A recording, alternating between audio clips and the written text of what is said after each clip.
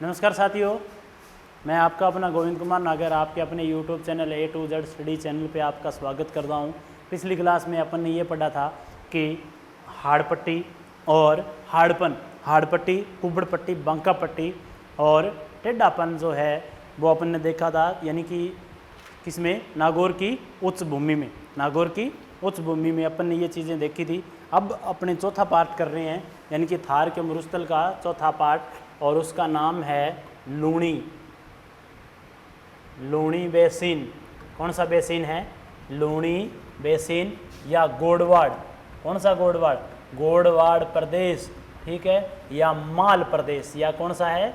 माल प्रदेश, ठीक है, या माल प्रदेश, ठीक है। तो अपने अर्ध शुष्क भाग को 4 भागों में बांट रखा था, घगर, ठीक है, घगर, शेखावटी, नागौर की उच्च भूमि, और चौथा पार्ट कौन सा है? अपने पास लूणी बेसिन का है। कौन सा है? लूणी बेसिन का। इसे लूणी बेसिन क्यों कहते हैं? क्योंकि ये लूणी का प्रवाहित क्षेत्र है, लूणी का प्रवाह क्षेत्र, लूणी का प्रवाह क्षेत्र है। कौन सी? लूणी का प्रवाह क्षेत्र है। और लूणी निकलती है नाग पहाड़ से। कहाँ से निकलती है? नाग पहाड़। और नाग पहाड़ कहाँ पर है मेरे प्यारे साथियों? अजमेर में है। कहाँ पर है? अजमेर में है, ठीक है। अब लूणी वहाँ से निकलती है और निकलकर कहाँ आती है? लगभग इसका जो विस्तार, यानी कि जो गोडवाड़ प्रदेश का जो विस्तार बता रहा हूँ, विस्तार कहाँ से कहाँ तक माना जाता है? वो माना जाता है पाली, बाड़मेर, जोधपुर, ठीक है, और बाड़मेर, जालोर और जालोर। ये 4 जिले जो हैं वो प्रमुखतः किस में आते हैं? गोडवाड़ क्षेत्र में या माल प्रदेश में आते हैं। 4 जिले आते हैं। वैसे ये निकलती कहाँ से है? निकलती तो नागपाड़ से है। वैसे तो अरावली की प्रमुख नदी है, अरावली से निकलती है, अरावली के विपरीत दिशा में चलती है। अरावली ऐसे जा रही है तो ये ऐसे इस दिशा में चल रही है, ठीक है। तो इन 4 जिलों में ये भाषा बोली जाती है। विशेष तौर पाली में गोडवाड़ी भाषा बोली जाती है। विशेष तौर पाली में कौन सी भाषा बोली जाती है? गोडवाड़ी भाषा बोली जाती है। इसलिए इसे क्या कह सकते हैं? गोड प्रदेश कह सकते हैं। अब क्यों और क्या कारण है? तो इसमें रहती है गोंड जाति ज़्यादा। कौन सी जाति? गोंड। गोंड है ये, गोंड नहीं है, ठीक है। गोंड एक जनजाति है जो भारत में प्रमुख है, भारत में पाई जाती है, ठीक है। भारत में तो वैसे ये राजस्थान भी है, लेकिन राजस्थान में गोंड जनजाति नहीं है, ये गोंड है। ये क्या है? गोंड है। और गोंड जो जाति है वो कहाँ मिलती है देखने को? ज़्यादातर गोडवाड़ क्षेत्र पे लूणी प्रवाह क्रम में देखने को मिलती है। पिछली बार ये प्रश्न पूछा भी गया था आपसे कि सिरवी जनजाति या सिरवी जाति कहाँ मिलती है? तो सिरवी जो ब्राह्मण हैं वो जोधपुर में देखने को मिलते हैं। तो अब की बार हो सकता है गोंड का पूछ ले। पालीवाल ब्राह्मणों का तो हर बार पूछता है कि पालीवाल ब्राह्मण कहाँ ज़्यादा देखने को मिलते हैं। तो पालीवाल ब्राह्मण जैसलमेर में खड़ीन जिन्होंने किया था, सिरवी जोधपुर के हैं। तो गोंड पाली के हैं। गोंड कहाँ के हैं? पाली के हैं। तो ऐसे प्रश्न पूछ सकता है वो। तो अपन इस तरीके से अपने याद कर सकते हैं। अपने आगे चलते हैं इसमें कि इस क्षेत्र में पाई जाती है छोटी छोटी पहाड़ियाँ। क्या पाई जाती हैं? पहाड़ियाँ पाई जाती हैं, छोटी पहाड़ियाँ। और उन पहाड़ियों के समूह को कहते हैं 56 की पहाड़ियाँ। क्या कहते हैं? 56 की पहाड़ियाँ, 56 की पहाड़ियाँ, 56 की पहाड़ियाँ। अब इन 56 की पहाड़ियों की है विशेषता, ठीक है। और वो विशेषता है कि ये गुमंदाकार में पाई जाती हैं। कौन से में? गुमंदा, गुमंदाकार। इनकी आकृति कई बार पूछ लेता है कि गुमंदाकार आकृति में राजस्थान में कौन सी पहाड़ियाँ पाई जाती हैं? तो 56 की पहाड़ियाँ देखने को मिलती हैं गुमंदाकार आकृति में। अब देखने को कहाँ मिलती हैं? तो बाड़मेर वाले भाग में। कहाँ पर? बाड़मेर में। और बाड़मेर में कहाँ पर? नाकोड़ा, नाम सुना होगा, नाकोड़ा, बाड़मेर। और बाड़मेर में कहाँ मिलती हैं? बाड़मेर, बाड़मेर, बाड़मेर में नाकोड़ा। नाकोड़ा का नाम आपने सुना होगा, नाकोड़ा। और नाकोड़ा में है जैन मंदिर ज़्यादा। कौन से मंदिर ज़्यादा हैं? जैन मंदिर ज़्यादा हैं। इसलिए नाकोड़ा को कहते हैं राजस्थान का मेवा नगर, राजस्थान का मेवा नगर। नाकोड़ा के जैन मंदिर 23वें जैन तीर्थंकर को जैन तीर्थंकर को समर्पित है मेरे प्यारे साथियों। किसे समर्पित हैं? 23वें तीर्थंकर को समर्पित हैं। अब ये नाकोड़ा कहाँ पर है? तो नाकोड़ा है बालोतरा के निकट। कहाँ पर है? बालोतरा के निकट। ठीक है, कहाँ पर है? बालोतरा के निकट हैं। बाड़मेर के नाकोड़ा में पाए जाते हैं जैन मंदिर, और जो जैन मंदिर है वो 23वें तीर्थंकर को समर्पित हैं। 23वें तीर्थंकर को समर्पित हैं। ये बालोतरा के निकट नाकोड़ा को कहते हैं जैन मंदिर, और जैन मंदिरों को क्या कहते हैं? राजस्थान के मेवा नगर कहते हैं। क्या कहते हैं? राजस्थान के मेवा नगर कहते हैं। याद रखोगे। इसी बाड़मेर की बात कर रहा हूँ कि बाड़मेर में और क्या है? बाड़मेर में है पिप्पलखूंट। पिप्पलखूंट तहसील। कौन सी तहसील है? पिप्पलखूंट तहसील। ठीक है, पिप्पलखूंट तहसील है। कौन सी है? पिप्पलखूंट तहसील। ठीक है, और इसमें है एक मंदिर हल्देश्वर महादेव का मंदिर। हल्देश्वर महादेव का मंदिर। कौन से महादेव का मंदिर है? हल्देश्वर महादेव का मंदिर है। पिपलखूंट या पीपलूंद, इसका नाम एक और है पीपलूंद, पिपलूंद या पीपलूंद। हाँ, पीपलूंद या पिपलखूंट। ठीक है, तो पिपलूंद या पिपलखूंट में हल्देश्वर महादेव का मंदिर है, और यहाँ होती है बड़ी इंपॉर्टेंट विशेषता है, याद रखना आप, कि यहाँ होती है पश्चिमी राजस्थान, थार और मारवाड़ की सर्वाधिक वर्षा। ठीक है, वैसे राजस्थान में सर्वाधिक वर्षा कहाँ होती है? किस स्थान पर होती है राजस्थान की? वो होती है माउंट आबू में। और जिला कौन सा है सर्वाधिक बरसात लेने वाला जिला? वो झालावाड़ है। लेकिन मैं थार की बात कर रहा हूँ, पश्चिमी की, थार की और मारवाड़ की। सर्वाधिक कहाँ होती है? पीपलूंद में होती है। कहाँ होती है? पीपलूंद में। कहाँ होती है? पीपलूंद में होती है, पीपलूंद गांव में। और पीपलूंद गांव में हल्देश्वर महादेव का मंदिर है। पिपलखूंट आप भूल जाना, ये लो पीपलूंद याद रखना। पीपलूंद, क्योंकि पिछली बार प्रश्न पूछा गया था कि पीपलूंद क्यों प्रसिद्ध है। पीपलूंद लगा के छोड़ दिया उसने, क्या आगे 3-4 विशेषताएं दी, और उन विशेषताओं को अपने कूट के हिसाब से मिश्रण करना था। ठीक है, तो सर्वाधिक बरसात वाला क्षेत्र कौन सा है? थार के मरुस्थल का या मारवाड़ का? तो पीपलूंद है। इसलिए इसे कहते हैं राजस्थान का माउंट आबू, या थार का माउंट आबू, सॉरी, थार का माउंट आबू, थार का माउंट आबू। इसे क्या कहते हैं? थार का माउंट आबू भी कहते हैं। किसे? पीपलूंद को। कौन से को? पीपलूंद को थार का माउंट आबू भी कहते हैं। आई बात समझ में? ठीक है, मैं दोबारा बोल रहा हूँ, नाकोड़ा जैन मंदिर मेवा नगर कहते हैं, 23वें तीर्थंकर को समर्पित है। ठीक है जी। पीपलूंद तहसील बाड़मेर के अंदर है। मारवाड़ का माउंट आबू, सॉरी, मारवाड़ का, थार का, पश्चिमी राजस्थान का, भारतीय पश्चिमी रेतीले मैदान का क्या है? माउंट आबू है। क्यों ज़्यादा है? क्योंकि यहाँ बरसात ज़्यादा होती है। और यहाँ कौन से महादेव का मंदिर है? हल्देश्वर महादेव का मंदिर है। आगे चलते हैं। ठीक है, बस, और वो है नेहड़ा या नेष्ठा। नेहड़ा और नेष्ठा। जब जालोर में नदी आती है, जालोर में कौन सी नदी? लूणी। जालोर में लूणी नदी, जालोर में लूणी नदी के प्रवाह क्रम को छोटी छोटी नालियों के द्वारा, छोटी छोटी नालियों के द्वारा जल का संग्रहण किया जाता है, और उस संग्रहण क्षेत्र को क्या कहते हैं? नेहड़ा या नेष्ठा कहलाते हैं। यानी कि जब वो नदी आती है तो उसमें छोटी छोटी नालियाँ प्रवाहित कर अपने घरों में सुरक्षित करते हैं जल को, या जल का रिसाव जो होता है उसे कहते हैं नेहड़ा, या जालोर में विशेष तौर पर। ठीक है, तो छोटी छोटी नालियों के द्वारा जल संग्रहण किया जाता है, उसे नेहड़ा या नेष्ठा कहते हैं। और विशेष तौर पर जालोर में, यानी ये तो जालोर के आसपास की बात होगी, और जालोर में जब ये नालियाँ बड़ी हो जाती हैं, जब जालोर में छोटी छोटी नालियाँ बनाई जाती है, उसे नेहड़ व नेष्ठा कहते हैं। और इसके प्रवाह क्रम को रेला कहते हैं। क्या कहते हैं?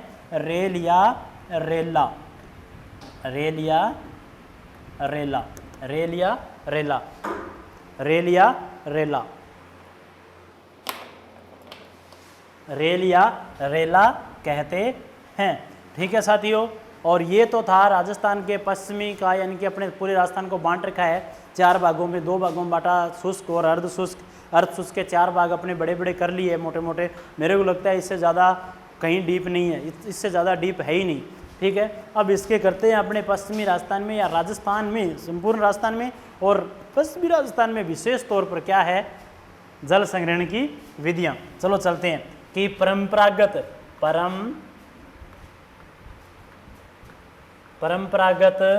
जल संग्रहण की विधियां। हर बार एक प्रश्न आता है इस पे कि परंपरागत जल संग्रहण की राजस्थान में कौन सी विधियां पाई जाती हैं। तो देखना, जल खड़ा है, क्या है, जल खड़ा है। ठीक है, अब आना तो पड़ेगा ना, तो आना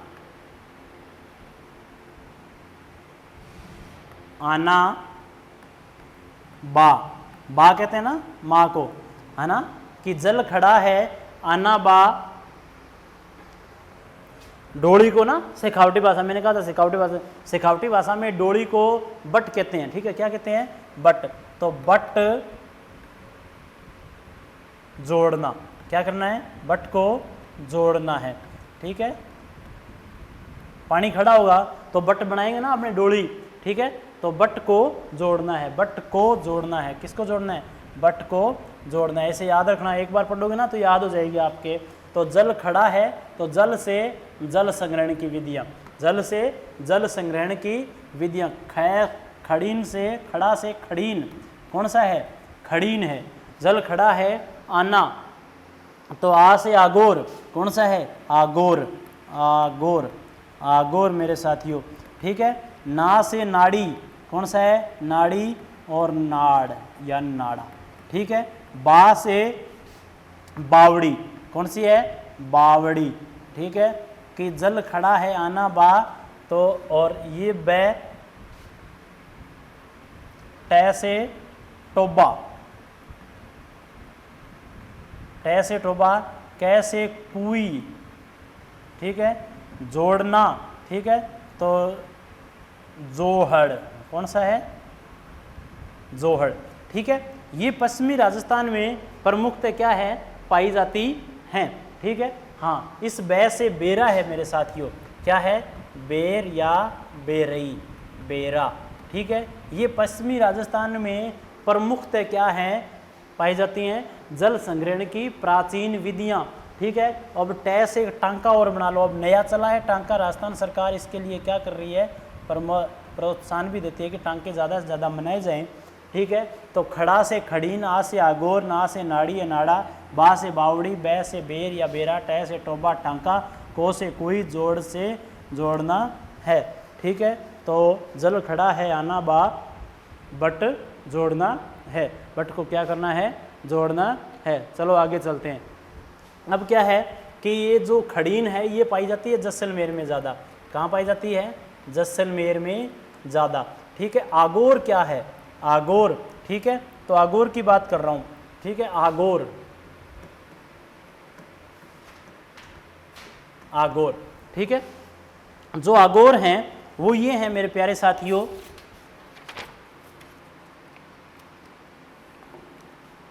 घर के आंगन में, किसमें, घर के आंगन में।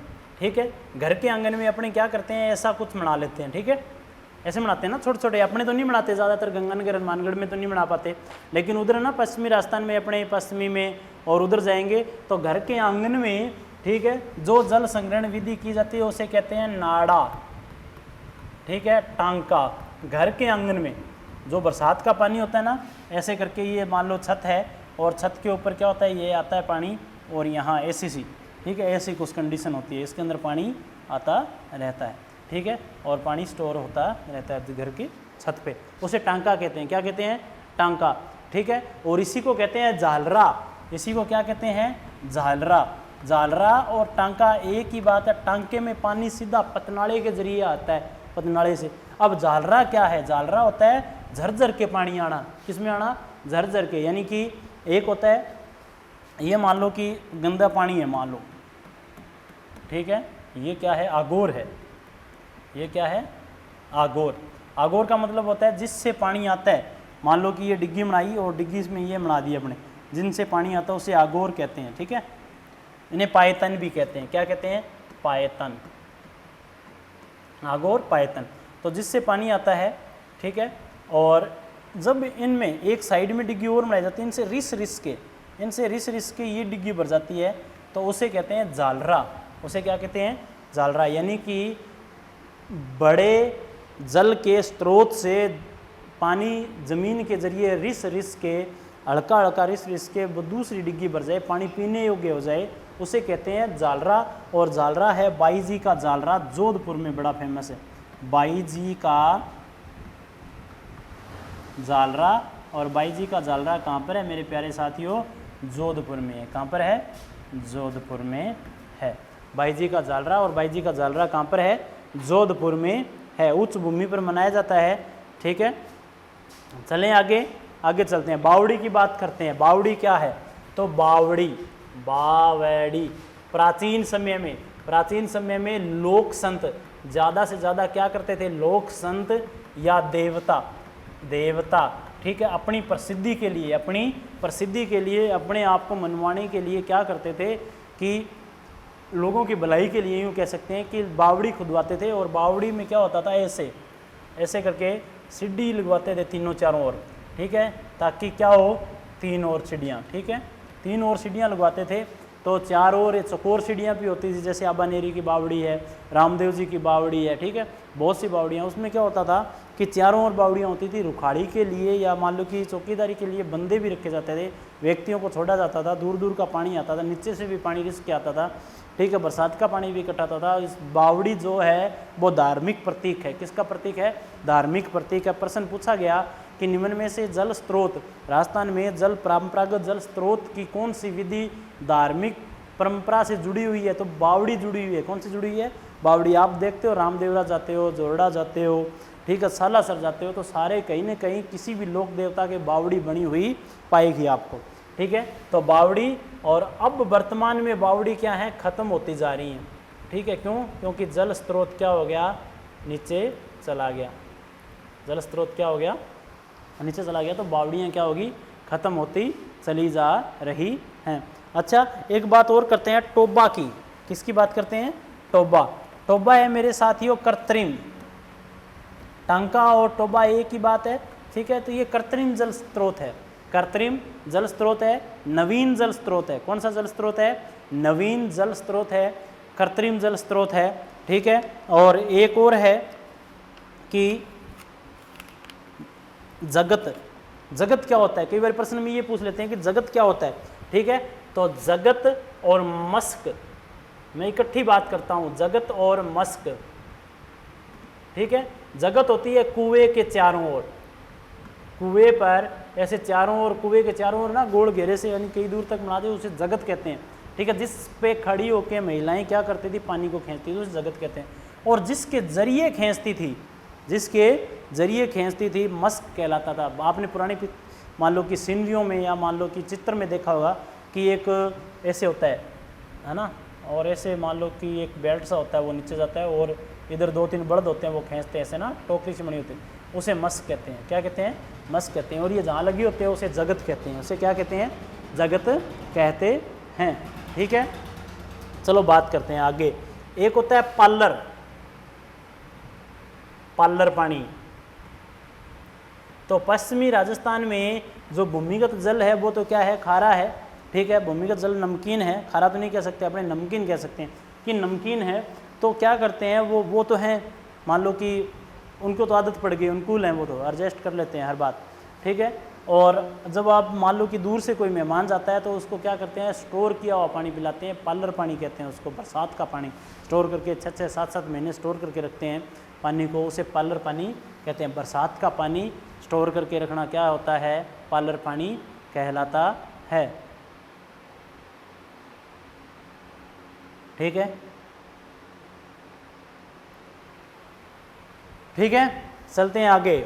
अब करते हैं मरुस्थल की अन्य महत्वपूर्ण विशेषताएं। मरुस्थल की अन्य महत्वपूर्ण विशेषताएं जो रहेगी वो करेंगे, ठीक है, यानी कि जो शब्दावली या वो रहेगी वो करेंगे अपने सारी की सारी, ठीक है। कौन सी रहेगी? मरुद्भिद रहेगी। कौन सी रहेगी? मरुद्भिद। अब मरुद्भिद क्या है? वनस्पति का प्रकार है। किसका प्रकार है? वनस्पति का प्रकार है। इसे जीरोफाइट भी कहते हैं। क्या कहते हैं? जीरोफाइट कहते हैं, ठीक है, जीरोफाइट, ठीक है। जो मरुस्थल से जुड़ी होती है वो जीरोफाइट कहलाती है। जो पानी से जुड़ी होती है उसे हाइड्रो कहते हैं, हाइड्रोफाइट। जो जल से जुड़ी होती है, जैसे जल में वनस्पति, हाइड्रोफाइट, ठीक है। आपने देखा होगा डीओ आते हैं ना, कईयों के ऊपर डीओ लिखा होता है, हाइड्रो लिखा होता है, इसका मतलब वो जल में अनुकूलन है। डीओ पाउडर के ऊपर लिखा होता है ना, जिसके ऊपर हाइड्रो लिखा होता है इसका मतलब हाइड्रो मान लो कि इलेक्ट्रिसिटी, हाइड्रो पन विद्युत है ना, हाँ ऐसे। तो हाइड्रो से आप पहचान लेना कि वो क्या है, ठीक है। अब इसमें होता क्या है? तो इसमें छोटी झाड़ियाँ होती है मेरे प्यारे साथियों। क्या होती हैं? छोटी झाड़ियाँ, छोटी झाड़ियाँ, ठीक है।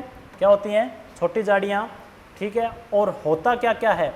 तो बबुल आप जानते ही हो, बबुल, ठीक है, यानी किक्कर, बिलायती किक्कर, ठीक है, किक्कर। और होगा, ठीक है, और उसे क्या कहते हैं? आक और नागफणी,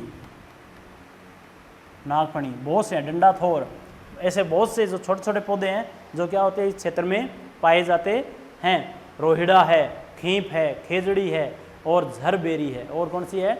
झरबेरी है। अरावली के पश्चिम में ज़्यादातर, ठीक है, अरावली के पश्चिम में ज़्यादातर ये क्या आप देखने को मिलती है? ये जीरो मिलती है, जीरोफाइट मिलती है, ठीक है। एक शब्द और आता है कई बारी, रोही, कि रोही किसे कहते हैं? अपने कहते हैं ना कि जा डांगर चरा लिया रोही में, रोही मतलब डांगर चराने जाना है ना, पशु चराने जाना है, इसका मतलब वहाँ क्या होगी? हरियाली होगी। तो बरसात की वजह से वहाँ क्या हो जाती है? हरियाली हो जाती है, उसे रोही कहते हैं। जब टिल्लों के बीच में ऐसे मान लो कि ऐसे, ठीक है, जब बरसात होती है तो यहाँ क्या हो जाती है? वनस्पति उगाती है, टिल्लों के बीच में वनस्पति उगाती है, तो उसे कहते हैं हरियाली पट्टी। और उसे अपनी देसी भाषा में क्या कहते हैं? राजस्थान की भाषा में रोही कहते हैं। क्या कहते हैं? रोही। और रोही कहाँ की प्रसिद्ध है? ठीक है, तो मेरे प्यारे साथियों राजस्थान में रोही है, ठीक है, चूरू में रोहियाँ हैं। शेखावटी में कहने का तात्पर्य ये है कि शेखावटी में ज़्यादा से ज़्यादा रोही देखने को मिलती है, ठीक है। आगे चलते हैं। चांदन नलकूप आपको पढ़ा दिया। एक है नखली स्थान, नखली स्थान, ठीक है। आप इससे समझोगे OCS, OAOCS, ठीक है, OASIS, OCS, नखली स्थान, ठीक है। या मरुद्यान, या मरुधान। वैसे जो मरुद्यान है, मरुद्यान का जिला श्री गंगानगर को कहते हैं। मरुद्यान का जिला किसे कहते हैं? गंगानगर को कहते हैं। लेकिन ये अलग है, नकली स्थान या मरुद्यान टिल्लों में यानी बालूका स्तूपों में बरसात की वजह से जो हरियाली आ जाती है उसे नकली स्थान कहते हैं मेरे प्यारे साथी। रोही शेखावटी में, लेकिन नकली स्थान या OCS या जहाँ जल की उपलब्धता होती है, जहाँ जल अवेलेबल होता है, वहाँ पर क्या होती है? हरियाली, एक पट्टी आ जाती है, हरियाली की पट्टी आ जाती है 6-7 महीने के लिए। और ये जो पट्टी है वो फेमस कहाँ की है? चांदनगांव की पट्टी, चांदनगांव का नकली स्थान। तो चांदनगांव को नकली स्थान भी कहते हैं, OCS मरुस्थल भी कहलाता है, मरुद्यान भी कहलाता है। लेकिन मरुद्यान जो जिला घोषित किया गया है वो किसे किया गया है? श्री गंगानगर को किया गया। आगे चलते हैं, लाठी सीरीज की बात करते हैं। किसकी सीरीज बात करते हैं? लाठी सीरीज। ये क्या है? तो लाठी श्रृंखला या लाठी सीरीज, ठीक है। तो मोनगढ़ से, किससे? मोनगढ़ से 2 मिनट।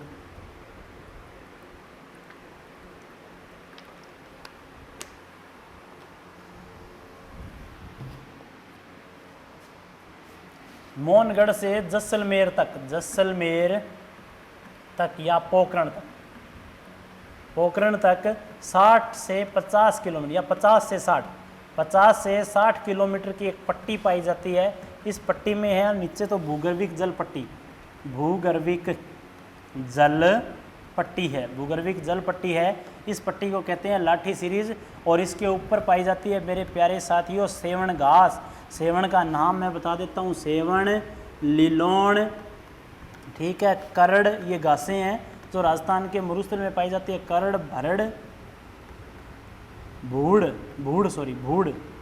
ठीक है, ये जो घास है इस प्रकार की ये पौष्टिक घासें हैं, ये राजस्थान में पाई जाती हैं, लेकिन जो भूगर्भिक जल पट्टी है इसके ऊपर भी देखने को मिलती है। ठीक है, आगे चलते हैं, लिलोण और है इसका नाम। ठीक है, आगे चलते हैं और आगे है समगांव। समगांव पूर्णतः वनस्पति रहित गांव है, वनस्पति रहित गांव है मेरे प्यारे भाइयों। ठीक है, वनस्पति रहित गांव है। कौन सा? समगांव वनस्पति रहित गांव है। ठीक है, इसके अलावा राजस्थान के मरुस्थल में और क्या विशेषताएं पाई जाती हैं? तो इसमें पाए जाते हैं मरु उद्यान, राष्ट्रीय मरु उद्यान। ठीक है, 2 जिलों में पाया जाता है, जैसलमेर में प्लस बाड़मेर में, जैसलमेर में और बाड़मेर में। ये है राजस्थान का सबसे बड़ा मरु उद्यान, राजस्थान का बड़ा अभ्यारण्य, राजस्थान का सबसे बड़ा अभ्यारण्य। ठीक है, राजस्थान का सबसे बड़ा अभ्यारण्य है और है कितना? 3162 वर्ग किलोमीटर क्षेत्र में फैला हुआ है। ठीक है, कितना है? 3162.50। और 1981 में इसे क्या मिला था? दर्जा मिला था किसका? उद्यान का। राष्ट्रीय नाम है लेकिन राष्ट्रीय है नहीं, वैसे राष्ट्रीय मरु उद्यान नाम है इसका लेकिन है नहीं। ठीक है, इसकी एक विशेषता और जो पिछली बार आरएस में पूछी गई थी, तो 20% भूभाग किससे ढका हुआ है? बालूका स्तूपों से ढका हुआ है, बालूका स्तूपों से ढका हुआ है। ठीक है, प्रश्न मिलान वाले में पूछा गया था, जो अपने पूछते हैं ना कथन और कारण में, उनमें पूछा गया था कि कौन सी विशेषताएं हैं कौन सी नहीं है। तो राष्ट्रीय मरु उद्यान जैसलमेर बाड़मेर में राजस्थान का बड़ा है, 3162.50 किलोमीटर क्षेत्र में फैला हुआ है मेरे प्यारे भाइयों। 1981 में इसे क्या मिला था? अभ्यारण्य सेंचुरी होने का दर्जा मिला था। और 20% भूभाग बालूका स्तूपों से ढका हुआ है। अब इसमें है क्या? तो इसमें है पीवड़ा सांप। कौन सा है? पीवड़ा सांप, कुरंजा पक्षी, ठीक है, और गोडावण। और कौन सा है? गोडावण पक्षी, तो राजस्थान का राष्ट्रीय राज्य पक्षी भी है गोडावण। ठीक है, पीवड़ा सांप है। ठीक है, और पीवड़ा के साथ एक चीज़ और याद कर लेना, पावड़ा। कोई फर्क नहीं है पीवड़ा और पावड़ा में। पावड़ा बटाऊ को कहते हैं, राजस्थान में जो बटाऊ होते हैं ना जमाईसा, बने पावड़ा के वैसा। ठीक है, और पीवड़ा सांप होता है और पावड़ा जमाई होता है। ठीक है, कोई फर्क नहीं है मेरे हिसाब से तो। ठीक है, पावड़ा और पीवड़ा दोनों याद रखना। कई बार पूछता है पीवड़ा और पावड़ा क्या है, तो पीवड़ा सांप है, पावड़ा भी सांप नहीं है। ठीक है, पावड़ा बटाऊ है। ठीक है, आप भी बोल दिया तो इसका मतलब पावड़ा बटाऊ नहीं है, आप भी तो बनोगे किसी के बटाऊ। ठीक है, हाँ, आगे चलते हैं। ताल छापर अभ्यारण्य चूरू में है। कहाँ पर है? चूरू में। इसे 1971 में कब मिला था? 1971 में इसे क्या मिला था? सेंचुरी होने का दर्जा मिला था। इसकी जो यानी कि क्षेत्रफल है वो है 7.19 वर्ग किलोमीटर। कितना है? 7.19। मरु उद्यान ताल छापर पश्चिमी अपने थार की विशेषताएं कर रहे हैं। थार में कौन कौन से हैं उनकी बात कर रहे हैं, पूरे राजस्थान की बात नहीं कर रहा मैं। ठीक है, और इसमें क्या पाया जाता है? तो इसमें पाया जाता है कुरंजा पक्षी और काले हिरण, काले या कृष्ण मर्ग। ठीक है, और इसमें पाई जाती है मोचिया मगरा या मोचिया घास। कौन सी घास पाई जाती है? मोचिया घास पाई जाती है। मोचिया घास को कौन खाता है? ये कृष्ण मर्ग खाते हैं, इनकी फेवरेट है। और इसका जो मान लो वैज्ञानिक नाम है, वानस्पतिक नाम है साइप्रेस सेंट डस, ठीक है, साइप्रेस सेंट डस इसका क्या है, नाम है, कौन सा, वैज्ञानिक नाम है, ठीक है। तो ताल छापर चूरू में 1971 में ऐसे सेंचुरी होने का दर्जा मिला था, और जो इसकी यानी कि इसका वर्ग क्षेत्रफल है वो है 7.19 वर्ग किलोमीटर। कुरंजा पक्षी है, काले हिरणों के लिए प्रसिद्ध है, मोचिया घास है, और मोचिया घास का वैज्ञानिक नाम क्या है, साइप्रेस सेंट डस। ये याद रखना, साइप्रेस सेंट डस ज़्यादा से ज़्यादा पूछा जाता है। आगे चलते हैं मेरे साथियों, और आगे है इसमें ही कि मरु उद्यान और कौन कौन सेंचुरी और कौन कौन सी है, तो एक है अमृता देवी, कौन सी है, अमृता देवी मर्गवन या अमृता देवी अभ्यारण्य, और ये है जोधपुर में, कहाँ पर है, जोधपुर में। अब इसके विषय में तो मैं आपको क्या बताऊं, अभी तो निकली है इसकी यानी कि वो क्या बोलते हैं पुण्यतिथि है ना, मेला निकला है अभी, ठीक है। और आगे है माचिया सफारी, माचिया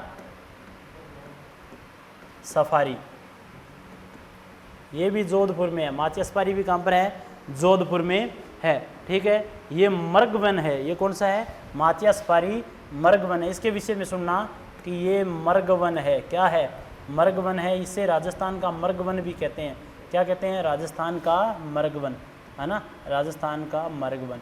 प्रश्न आएगा कि राजस्थान का मर्गवन किसे कहते हैं, तो राजस्थान का मर्गवन माचिया सफारी को कहते हैं। किसे कहते हैं, माचिया सफारी को मर्गवन कहते हैं, ठीक है। अब इसका एक प्रश्न और बनेगा कि राजस्थान का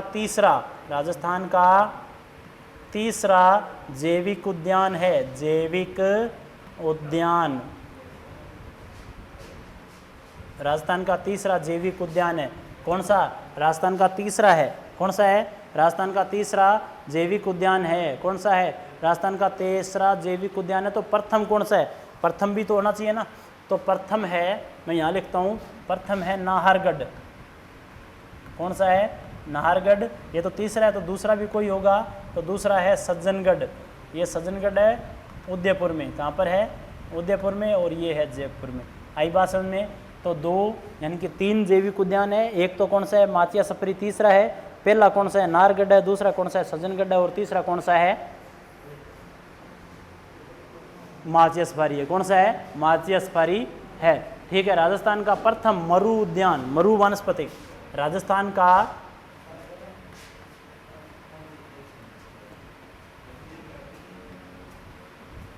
प्रथम मरु वानस्पतिक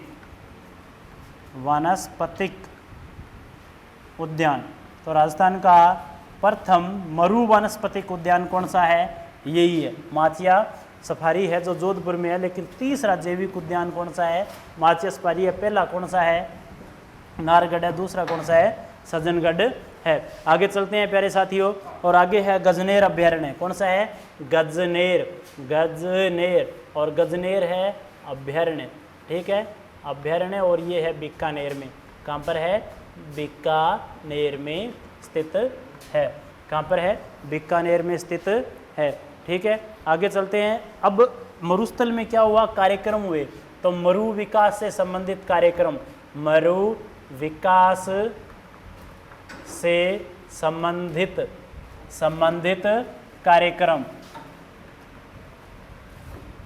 मरु विकास से संबंधित कार्यक्रमों की बात कर रहा हूं। तो पहले 1986 में आया, कौन सा आया, 1986 में रुख बायला कार्यक्रम या योजना, रुख बायला कार्यक्रम या योजना कब आई, 1986 में आई, कब आई, 1986 में आई।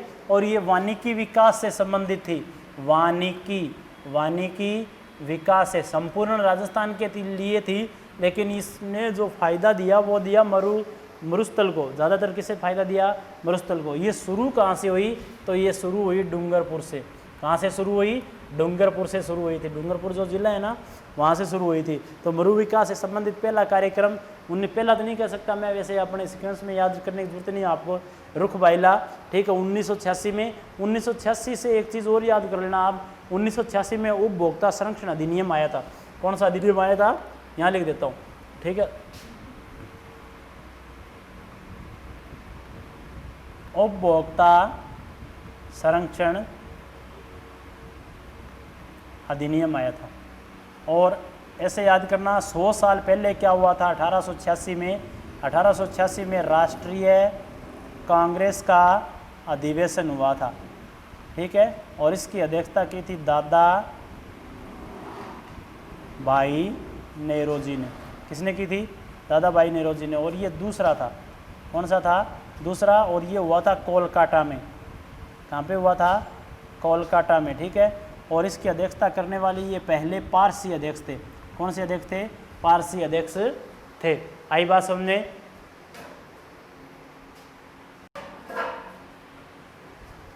ठीक है साथियों, चलते हैं आगे और, ठीक है। और अगला जो कार्यक्रम है वो है मरु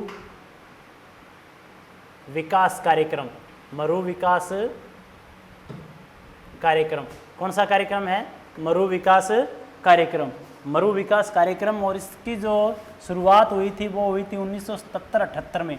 कब हुई थी? 1977-78 में। पिछली बार इसका प्रश्न पूछा भी गया था। और जब ये शुरू हुआ तब इसका जो बजट था केंद्र सरकार और राज्य सरकार का वो 50-50 था। कितना था? 50-50 था। लेकिन 1986 में, कब? 1986 में जब रुख बैला योजना आई उस समय तो केंद्र सरकार ने, यानी कि मैं सेंट्रल गवर्नमेंट लिख रहा हूँ, उसने 100% देना शुरू कर दिया। वो कहती मैं दूंगी 100%, कोई दिक्कत नहीं है, ठीक है। तो इस पे ये प्रश्न पूछा गया था कि किस योजना का कार्यान्वयन संपूर्णतः यानी पूर्णतः केंद्र सरकार करती है। तो 2-3 योजनाओं के नाम दिए थे और एक ये योजना डाली थी। मरु विकास का जो कार्यक्रम का जो संपूर्ण वहन है, संपूर्ण बजट है, वो कौन देती है?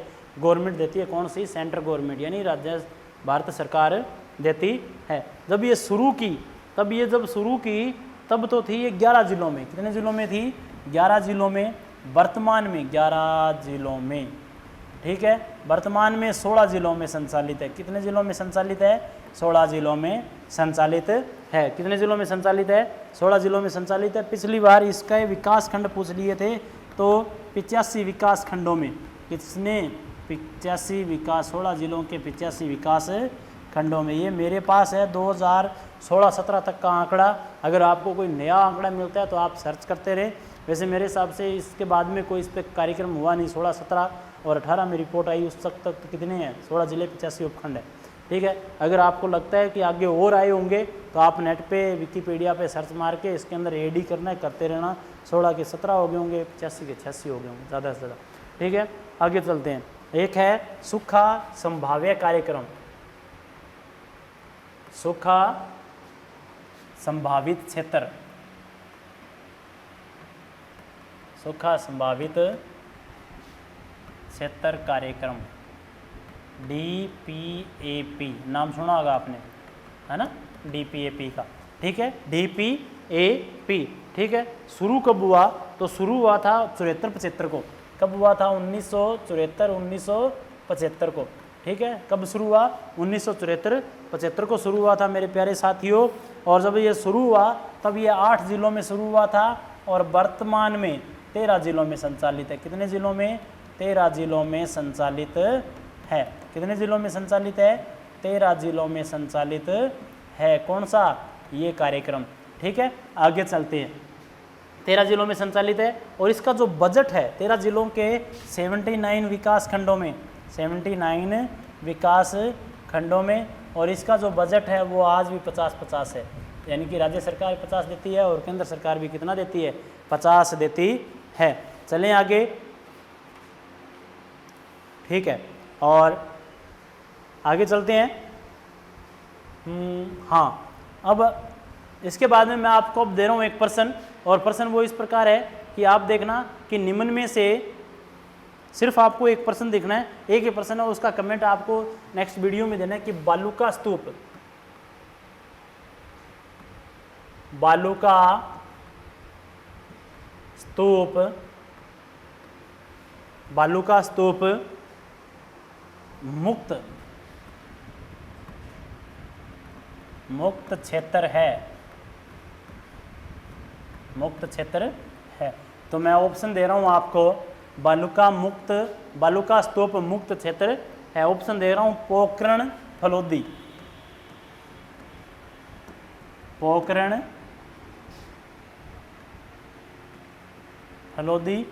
बी नंबर ऑप्शन है फलोदी, बालोतरा, फलोदी से बालोतरा। सी नंबर ऑप्शन है मेरे प्यारे साथियों, बालोतरा से मोहनगढ़, बालोतरा से या बालोतरा मोहनगढ़, बालोतरा मोहनगढ़।